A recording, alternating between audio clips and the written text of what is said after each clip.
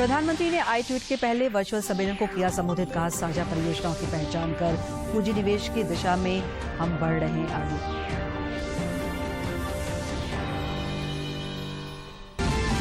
झारखंड मुक्ति मोर्चा राष्ट्रपति चुनाव में एनडीए के उम्मीदवार द्रौपदी मुर्मू के पक्ष में करेगा मतदान। पार्टी के केंद्रीय अध्यक्ष शिबू सोरेन ने की घोषणा।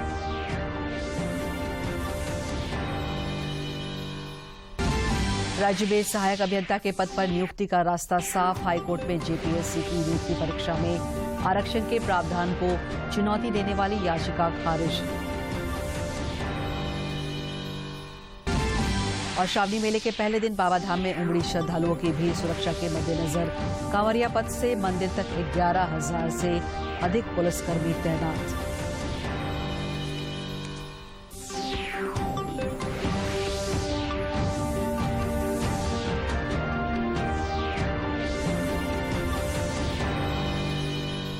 नमस्कार, खबरें झारखंड में आपका स्वागत है। मैं हूं दिव्या और अब समाचार विस्तार से। प्रधानमंत्री नरेंद्र मोदी ने आज भारत, इजरायल, अमेरिका और संयुक्त अरब अमीरात समूह आईट्यूट के पहले वर्चुअल सम्मेलन को संबोधित किया। इस अवसर पर उन्होंने कहा कि आईट्यूट कई साझा परियोजनाओं की पहचान कर उसमें पूंजी निवेश की दिशा में आगे बढ़ रहा है। राष्ट्रपति बाइडेन सबसे पहले प्रधानमंत्री लापित को प्रधानमंत्री का कार्यभार ग्रहण करने के लिए बहुत बहुत बधाई और शुभकामनाएं। आज की समिट की मेजबानी करने के लिए भी मैं उन्हें हृदय से धन्यवाद करता हूं। यह सही मायने में स्ट्रेटेजिक पार्टनर्स की मीटिंग है। हम सभी अच्छे मित्र भी हैं और हम सभी के दृष्टिकोण में हमारे इंटरेस्ट में भी समानता है। एक्सेलेंसीज, योर हाइनेस, आज की इस पहली समिट में से ही I2U2 ने एक सकारात्मक एजेंडा स्थापित कर लिया है। हमने कई क्षेत्रों में ज्वाइंट प्रोजेक्ट्स की पहचान की है और उनमें आगे बढ़ने का रोडमैप भी बनाया है। I2U2 फ्रेमवर्क के तहत हम जल, ऊर्जा, परिवहन, स्पेस, स्वास्थ्य और खाद्य सुरक्षा के 6 महत्वपूर्ण क्षेत्रों में ज्वाइंट इन्वेस्टमेंट बढ़ाने के लिए सहमत हुए हैं। यह स्पष्ट है कि I2U2 का विजन और एजेंडा प्रोग्रेसिव और प्रैक्टिकल है। अपने देश की परस्पर स्ट्रेंथ, कैपिटल, एक्सपर्टाइज और मार्केट्स को मोबिलाइज करके हम अपने एजेंडा को गति दे सकते हैं और वैश्विक अर्थव्यवस्था में महत्वपूर्ण योगदान दे सकते हैं। बढ़ती हुई वैश्विक अनिश्चितताओं के बीच हमारा कोऑपरेटिव फ्रेमवर्क व्यावहारिक सहयोग का एक अच्छा मॉडल भी है। मुझे पूरा विश्वास है कि I2U2 से हम वैश्विक स्तर पर एनर्जी सिक्योरिटी, फूड सिक्योरिटी और इकोनॉमिक ग्रोथ के लिए महत्वपूर्ण योगदान करेंगे। झारखंड मुक्ति मोर्चा ने राष्ट्रपति चुनाव में एनडीए उम्मीदवार द्रौपदी मुर्मू के पक्ष में मतदान करने का फैसला किया है। पार्टी के केंद्रीय अध्यक्ष शिबू सोरेन ने एक पत्र जारी कर कहा है कि आजादी के बाद पहली बार किसी आदिवासी महिला को राष्ट्रपति बनने का गौरव प्राप्त हुआ है, इसलिए पार्टी ने उनके पक्ष में मतदान करने का निर्णय लिया है। पार्टी की ओर से सभी सांसदों एवं विधायकों को द्रौपदी मुर्मू के पक्ष में मतदान करने का निर्देश दिया गया है। इधर झारखंड समेत देश भर में पिछले कुछ दिनों से कोरोना संक्रमण का दायरा फिर से बढ़ता जा रहा है। देश में पिछले 24 घंटे के दौरान कोविड के 20,139 नए मामले सामने आए हैं, जबकि इस दौरान 16,482 लोग स्वस्थ भी हुए हैं।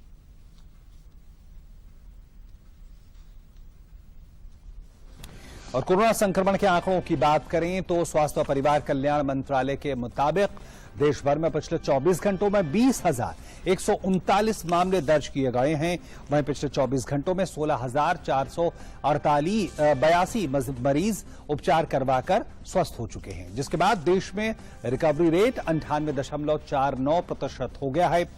वहीं साप्ताहिक पॉजिटिविटी रेट वर्तमान में 4.37% दर्ज किया गया है। दैनिक पॉजिटिविटी रेट 5.10% दर्ज की गई है। इधर झारखंड में भी कोरोना के दैनिक और सक्रिय मामलों में लगातार इजाफा हो रहा है। पिछले 24 घंटे के दौरान राज्य में 189 नए संक्रमितों की पुष्टि हुई, जबकि 101 लोगों ने कोरोना को हराया है। राज्य में फिलहाल कोरोना के 888 मामले शेष हैं और रिकवरी रेट घटकर 98.57% हो गया है। कोरोना के खिलाफ जारी जंग में देश में टीकाकरण अभियान तेज गति से जारी है। केंद्रीय स्वास्थ्य मंत्रालय के अनुसार देश में अब तक 199 करोड़ 27 लाख से अधिक कोविड रोधी टीके लगाए जा चुके हैं। और आंकड़ा आपको बता, देश में टीकाकरण का आंकड़ा भी तेजी से बढ़ रहा है। कोविड महामारी के खिलाफ सबसे प्रभावी हथियार के रूप में शुरू किए गए टीकाकरण अभियान के तहत देश में अब तक 199.27 करोड़ से अधिक टीकों की खुराकें दी जा चुकी हैं। पिछले 24 घंटों में 13,44,000 से अधिक टीके लगाए गए। टीकाकरण अभियान देश में लोगों की कोविड से सुरक्षा का एक महत्वपूर्ण माध्यम है और इसकी उच्च स्तर पर लगातार समीक्षा और निगरानी की जा रही है। हजारीबाग के सांसद जयंत सिन्हा ने आज अपने जिले के सुदूरवर्ती गांव कड़रू में मास्क वितरण की शुरुआत की। इस गांव को उन्होंने गोद लिया है। इस दौरान श्री सिन्हा ने ग्रामीणों को केंद्र सरकार की कल्याणकारी योजनाओं की जानकारी दी। उन्होंने कहा कि सुदूरवर्ती गांव का विकास करना प्रधानमंत्री नरेंद्र मोदी का सपना है, इसलिए उन्होंने कड़रू गांव को गोद लिया है। के काम विकास का लाभ सुदूर से सुदूर गांव में भी आए और इसलिए कड़रू गांव को मैंने गोद लिया है और हम लोगों की कोशिश होगी कि जो सब हम लोगों की विकास की योजनाएं चल रही हैं, पानी की योजना, जो जल जीवन मिशन है, जो हम लोग स्वास्थ्य में प्रयत्न कर रहे हैं, आयुष्मान भारत का जो शौचालय का काम हो रहा है, ये सब जो विकास की योजनाएं हैं, कल्याणकारी योजनाएं हैं, उनको हम लोग इस सुदूर आदिवासी गांव में जरूर पहुंचाएं। कोडरमा जिले में कोरोना के बढ़ते संक्रमण को देखते हुए उपायुक्त आदित्य रंजन ने अधिकारियों को कई निर्देश दिए हैं। उन्होंने मास्क पहनने, सामाजिक दूरी बनाए रखने सहित कोविड प्रोटोकॉल के सभी नियमों का पालन सुनिश्चित कराने को कहा है। उन्होंने लोगों से कोविड प्रोटोकॉल का पालन करने की अपील भी की है। मुख्यमंत्री हेमंत सोरेन से जुड़ी माइनिंग लीज आवंटन मामले पर आज निर्वाचन आयोग में सुनवाई हुई। श्री सोरेन के अधिवक्ता का पक्ष सुनने के बाद आयोग ने इस पर अगली सुनवाई के लिए 5 अगस्त की तारीख मुकर्रर की है। पिछली सुनवाई में भाजपा के अधिवक्ता ने 2 घंटे तक अपना पक्ष रखा था। भाजपा ने आयोग में शिकायत कर श्री सोरेन को विधानसभा की सदस्यता से अयोग्य ठहराने की मांग की है। मुख्यमंत्री के छोटे भाई और विधायक बसंत सोरेन के इस मामले पर आयोग में अगली सुनवाई 4 अगस्त को होनी है। राज्य की महिला एवं बाल विकास मंत्री जोबा मांझी ने आज पाकुड़ में जिला 20 सूत्री कार्यकाल का उद्घाटन किया। इस अवसर पर उन्होंने कहा कि आंगनबाड़ी सेविकाओं और सहायिकाओं की मांग पर सरकार चरणबद्ध विचार करेगी। उन्होंने जिला 20 सूत्री की बैठक में पदाधिकारियों को योजनाओं के कार्यान्वयन में गति लाने और लोगों तक सरकार की कल्याणकारी योजनाओं का लाभ पहुंचाने का निर्देश दिया। में है या अनशन में बैठी है और अभी तुरंत वो हमसे उन लोग मिलकर भी गई हैं और उन लोग का एक मांग था कि हम लोग का जो अनशन है रांची में भी है, आप आ करके हम लोग को आश्वस्त करिए। हमने ठीक है, वैसी बात है तो हम निश्चित रूप से आप लोग को आश्वस्त करेंगे। भाजपा के प्रदेश अध्यक्ष सह राज्यसभा सदस्य दीपक प्रकाश ने आज चाईबासा में बूथ सशक्तिकरण अभियान के तहत पार्टी के नेताओं और कार्यकर्ताओं के साथ बैठक की। इस अवसर पर पत्रकारों से बातचीत में उन्होंने कहा कि केंद्र सरकार के 8 वर्षों के कार्यकाल में जनहित के मुद्दों को ध्यान में रखकर विकास किया जा रहा है।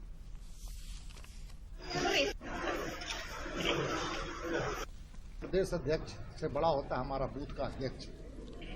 बूथ का अध्यक्ष मेरा काम कर रहा है, मंडल का अध्यक्ष काम कर रहा है, हमारे जिले के सारे पदाधिकारी काम कर रहे हैं।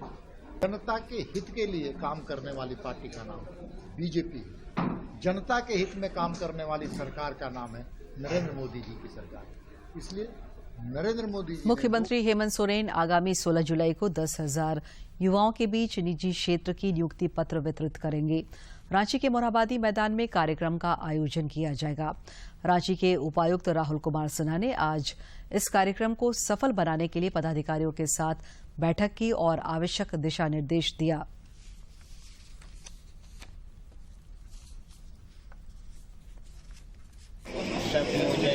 कौशल विकास विभाग के द्वारा माननीय मुख्यमंत्री महोदय के माध्यम से विभिन्न नागरिकों के बीच में नियुक्ति पत्र का वितरण किया जाना है।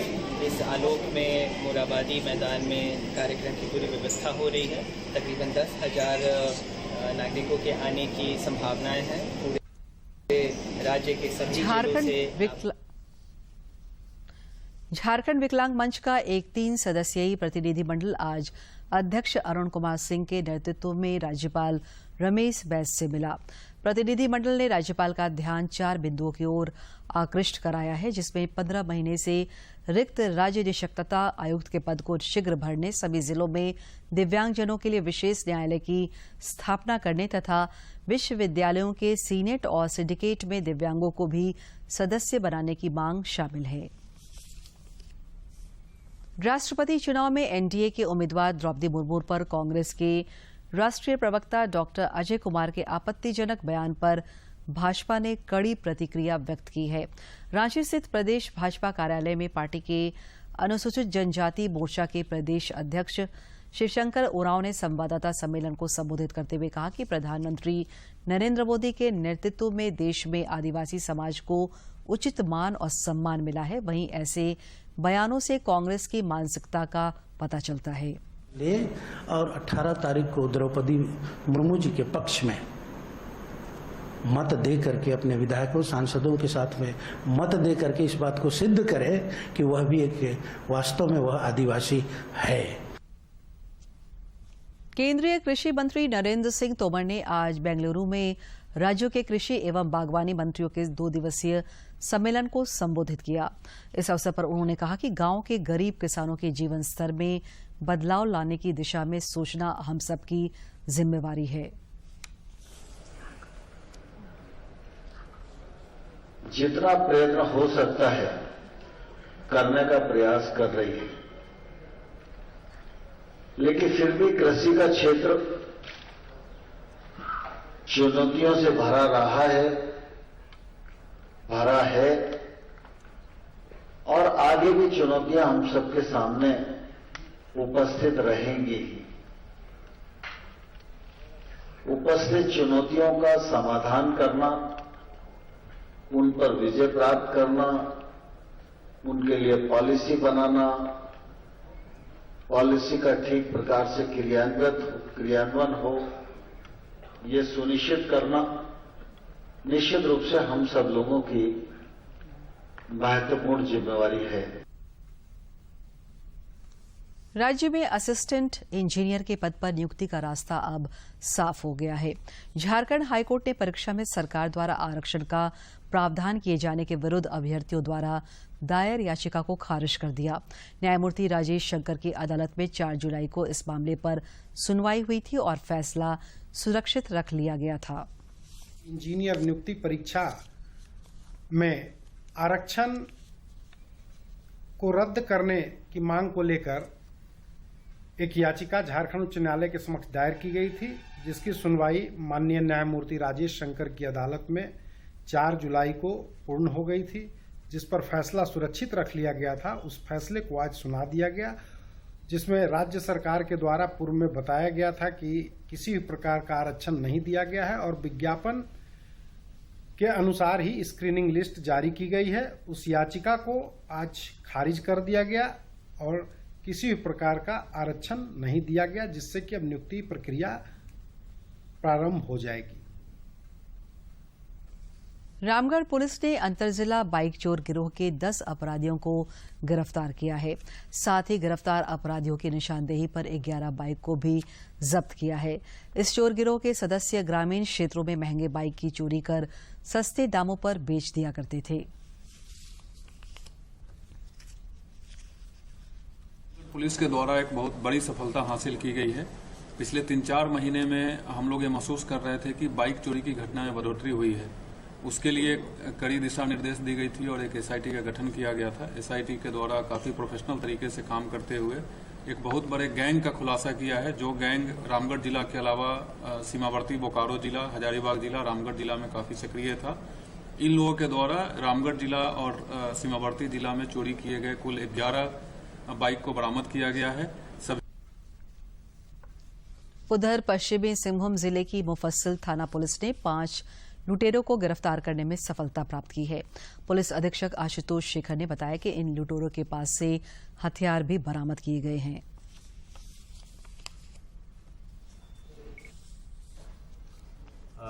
कल दिनांक 13 तारीख को हम लोग को सूचना प्राप्त हुई थी कि मुफस्सिल थाना क्षेत्र अंतर्गत ग्राम बड़ा कुबेरा के आसपास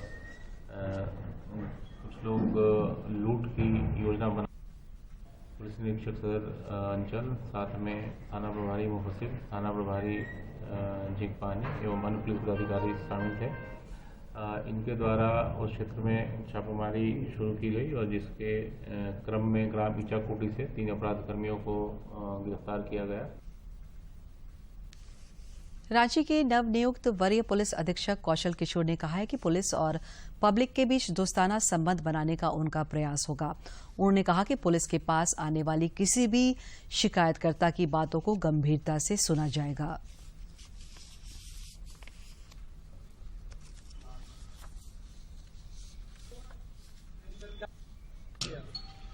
मेरी पूरी कोशिश रहेगी कि रांची जिले में पुलिस संवेदनशील, निष्पक्ष और पारदर्शी तरीके से काम करे। पुलिस पब्लिक फ्रेंडली बन के काम करे और किसी भी व्यक्ति को पुलिस तक आने में झिझक महसूस न हो। और कोई भी शिकायतकर्ता जब पुलिस के पास पहुंचता है तो उसकी शिकायत को सुना जाए। बिहार पुलिस ने चरमपंथी संगठन पीएफआई के एक संभावित मॉड्यूल का भंडाफोड़ किया है। पुलिस ने इस मामले में फुलवारी शरीफ इलाके से 11 जुलाई को 2 आरोपियों को गिरफ्तार किया है।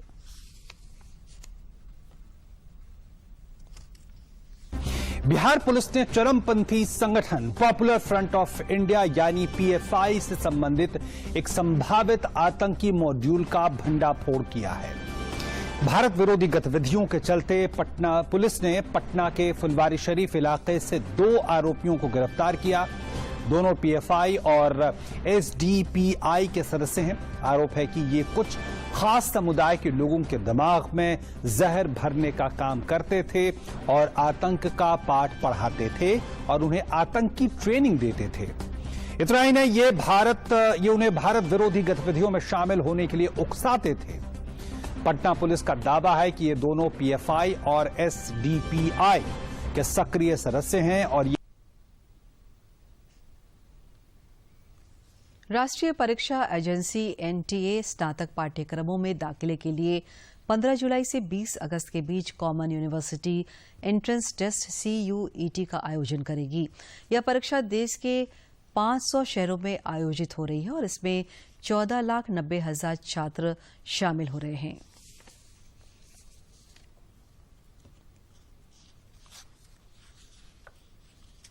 राष्ट्रीय परीक्षा एजेंसी यानी एनटीए स्नातक पाठ्यक्रमों में दाखिले के लिए 15 जुलाई से 20 अगस्त के बीच कॉमन यूनिवर्सिटी एंट्रेंस टेस्ट यानी CUET का आयोजन करेगी। यह परीक्षा देश के 500 शहरों में आयोजित हो रही है, जिसमें करीब 14,90,000 छात्र शामिल हो रहे हैं।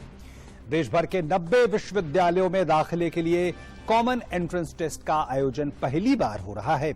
इसमें 44 केंद्रीय विश्वविद्यालय शामिल हैं, जहां स्नातक पाठ्यक्रमों में दाखिले के लिए CUET को अनिवार्य किया गया है। इसके अलावा और भी प्राइवेट स्टेट लेवल की यूनिवर्सिटीज भी हैं। ये प्रवेश परीक्षा 2 चरणों में आयोजित की जा रही है। पहला चरण 15 जुलाई से, जबकि दूसरा चरण 4 अगस्त से शुरू होगा। परीक्षा 13 भाषाओं में आयोजित होगी। यूजीसी के चेयरमैन एम जगदीश कुमार ने यह बताया है कि परीक्षा के प्रश्न एनसीईआरटी के 12वीं कक्षा के सिलेबस के आधार पर ही तैयार किए गए हैं। और अब कुछ खबर राज्य के विभिन्न जिलों से।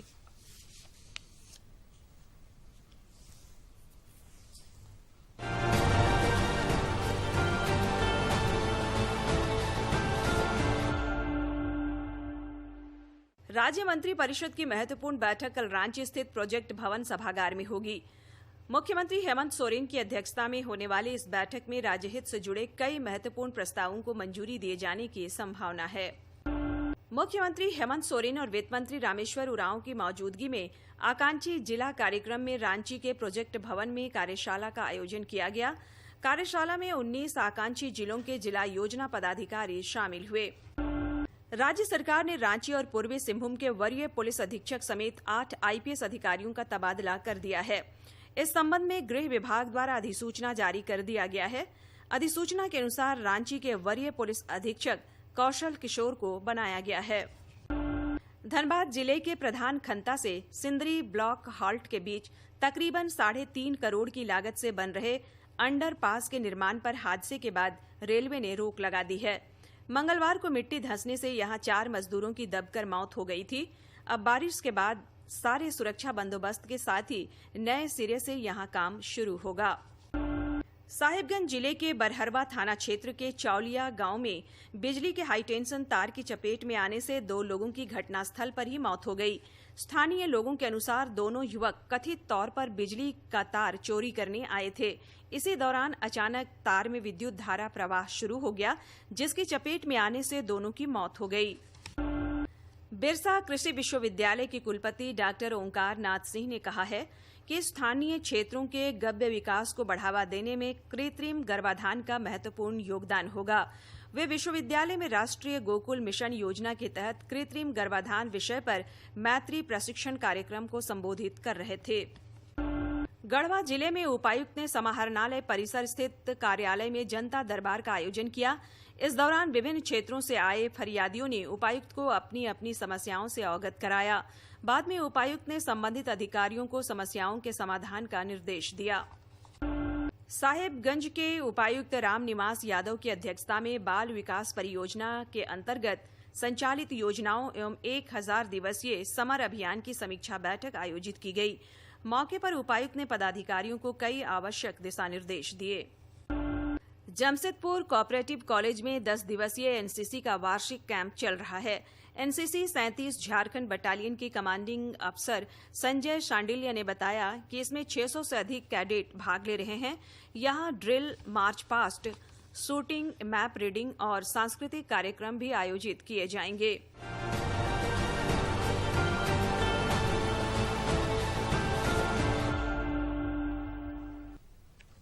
राजधानी रांची समेत राज्य के कई इलाकों में आज सवेरे से रुक रुक कर बारिश हो रही है। पिछले 24 घंटे के दौरान पश्चिमी सिंहभूम जिले के गोइलकेरा में सर्वाधिक 34.2 मिलीमीटर बारिश दर्ज की गई है। रांची स्थित मौसम विज्ञान केंद्र के अनुसार 20 जुलाई तक राज्य भर में हल्के से मध्यम दर्जे की बारिश होने की संभावना है। अगले 5 दिनों तक अधिकतम तापमान में बदलाव की कोई संभावना नहीं है। वज्रपात और तेज हवा को ध्यान में रखकर अगले 16 तारीख तक येलो अलर्ट जारी किया गया है। कोविड के कारण 2 साल बाद आज से शुरू देवघर श्रावणी मेला में चाक चौबंद सुरक्षा व्यवस्था की गई है। श्रद्धालुओं की भीड़ अधिक होने की संभावना को ध्यान में रखकर पूरे कांवरिया पथ से लेकर बाबा बैद्यनाथ मंदिर तक 11,000 से अधिक पुलिसकर्मियों को तैनात किया गया है, जो 3 शिफ्टों में ड्यूटी करेंगे। संथाल परगना के डीआईजी और देवघर के पुलिस अधीक्षक स्वयं इसकी मॉनिटरिंग कर रहे हैं। देवघर के पुलिस अधीक्षक सुभाष चंद्र जाट ने बताया कि 2 साल बाद श्रावणी मेला का आगाज हुआ है, जिसमें काफी संख्या में श्रद्धालुओं के आने की संभावना है। इसे ध्यान में रखकर सुरक्षा के पुख्ता प्रबंध किए गए हैं। पुलिसकर्मियों को श्रद्धालुओं के साथ उचित व्यवहार करने तथा समय से ड्यूटी करने की हिदायत दी गई है। मेले को 2 साल बाद ये उद्घाटन हुआ है और बहुत ज़्यादा भीड़ आने की उम्मीद है। इसके लिए पुलिस और जिला प्रशासन कंधे से कंधा मिला के प्रयास कर रहे हैं। बैरिकेडिंग श्रद्धालुओं के लिए छांव, पानी, टॉयलेट्स की व्यवस्था जिला प्रशासन के द्वारा की गई है, जो कि सुरक्षा व्यवस्था में भी बहुत मददगार साबित होती है। संथाल परगना के डीआईजी सुदर्शन मंडल देवघर में कैंप कर रहे हैं। उन्होंने श्रद्धालुओं से निर्भीक होकर देवघर आने और बाबा बैद्यनाथ पर जलाभिषेक करने की बात कही है। विगत 2 वर्षों से कोविड के श्रावणी मेला नहीं लगा, इस लिहाज से श्रद्धालुओं की काफ़ी भीड़ को देखते हुए पिछले वर्षों की तुलना में जोड़े से ज़्यादा बल्कि की गई। इसके लिए 11 पोस्ट साइज से बनाया गया है, 22 पोस्ट बनाया गया है, थाना बनाया अस्थायी, उसको जगह जगह पर ड्रॉप गेट बनाया गया है। तो सारी व्यवस्था जो मुकम्मल व्यवस्था की जाती है उस श्रावणी मेला में यातायात व्यवस्था को सुचारू रूप से संचालित करने के लिए 11 अस्थायी यातायात ओपीडी भी बनाए गए हैं। श्रद्धालुओं की सुरक्षा में लगाए गए जवानों में जिला पुलिस के अलावा एनडीआरएफ और रैफ भी शामिल है। देवघर से मनीष की रिपोर्ट। इन दिनों कोडरमा को हरा भरा और स्वच्छ रखने के लिए उपायुक्त द्वारा ग्रीन कोडरमा क्लीन कोडरमा अभियान चलाया जा रहा है। इस अभियान के तहत जिला शिक्षा पदाधिकारी अलका जायसवाल ने ढूमचांच इंटर कॉलेज में आज वृक्षारोपण किया। उन्होंने शिक्षकों एवं बच्चों को साफ सफाई और पौधारोपण के लिए प्रेरित किया। संगीतकार मदन मोहन की आज पुण्यतिथि है। उनके प्रशंसक आज भी उनके संगीत के जादू में डूब जाते हैं। बहुत कम उम्र में उन्होंने संगीत की दुनिया में जो स्थान बनाया वो बेमिसाल है।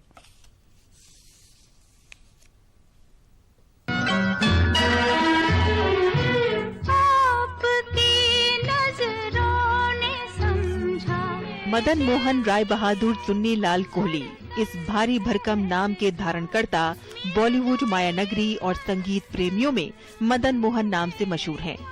वे बहुमुखी प्रतिभा के मालिक थे। अपने रचनात्मक कौशल से उन्होंने संगीत प्रेमियों पर जैसे जादू सा कर दिया।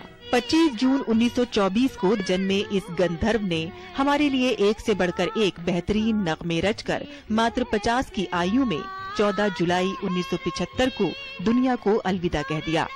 रणभूमि में बंदूक की गोलियां दागने वाले इस सिपाही ने अपनी रचनाओं से कई दिलों को कत्ल किया।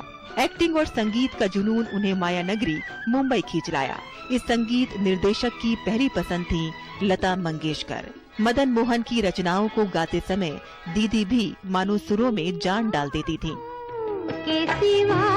दुनिया में रखा क्या है तेरी आँखों के सिवा दुनिया आपके पहलू में आकर रो दिए। मदन जी को पुरस्कार देने में हमेशा ही बड़ी कोताही बरती गई। उनकी प्रतिभा पुरस्कृत करने वाला कोई न कोई तो आएगा। ये आशावाद व्यर्थ होने से पहलू में जाकर रोना ही उनके हिस्से में आया। मायानगरी की इस अवहेलना के कारण पुरस्कारों से उन्हें तिरस्कार हो गया। फिल्म फेयर पुरस्कार उन्हें सदा ही चकमा दे गया। आप क्यों रोए, तबाही तो हमारे दिल पे आई। उन्हें जब फिल्म दस्तक के संगीत निर्देशन हेतु राष्ट्रीय पुरस्कार मिला तब उसे स्वीकारने वो जाना नहीं चाहते थे। उसी फिल्म में अभिनय का अवार्ड संजीव कुमार को मिला था। उन्होंने मदन मोहन को अपने साथ चलने को मनाया था।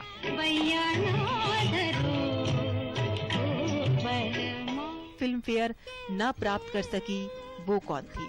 फिल्म के लग जा गले गीत को YouTube पर आज 200 मिलियन से अधिक हिट्स और लगभग 12,000 से अधिक व्यूज मिल चुके हैं।